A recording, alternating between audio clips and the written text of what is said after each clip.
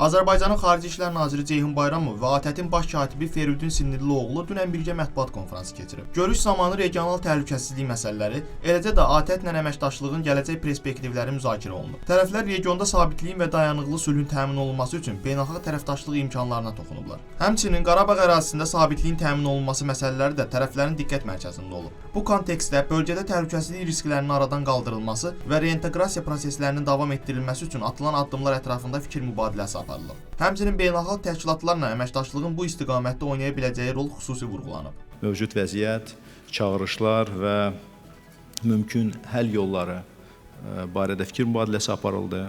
ATƏT məkanında təhlükəsizlik mühiti, gərgin və mürəkkəb ümumi vəziyyət, sülh və təhdidlərə, sülh və sabitliyə olan təhdidlər, ümumilikdə ölkələr arasında etibarlılıq və inamın azalması, etnik və dini dözümsüzlük və ayrı seçkiliyə mənfi münasibətlər və bir sıra digər faktorlar bu günləri müzakirə predmeti təbii ki olmuşdur.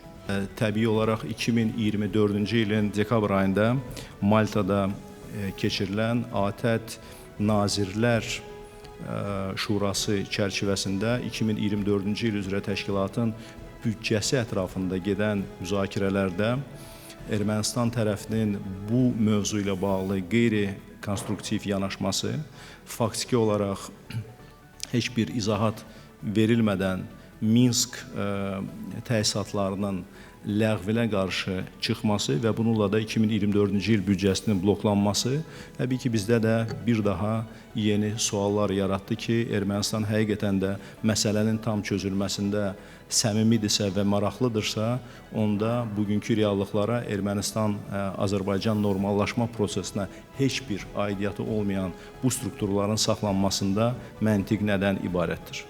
Biz hesab edirik ki, Ermənistan tərəfi bu istiqamətdə müvafiq addımlar atmalıdır və nə qədər tez bu baş verərsə hesab edirik ki, bu ümumilikdə mühitə post-konflikt normallaşmasına öz müsbət təsirini göstərəcəkdir.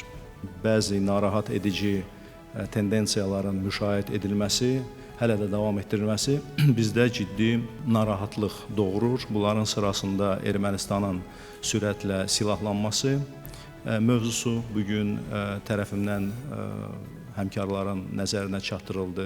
Eyni zamanda Ermənistan cəmiyyətində və bir sıra radikal erməni diaspor təşkilatları tərəfindən radikal addımlar və revanşist meylləri də bu qəbildən olan mövzular sırasına daxil edir.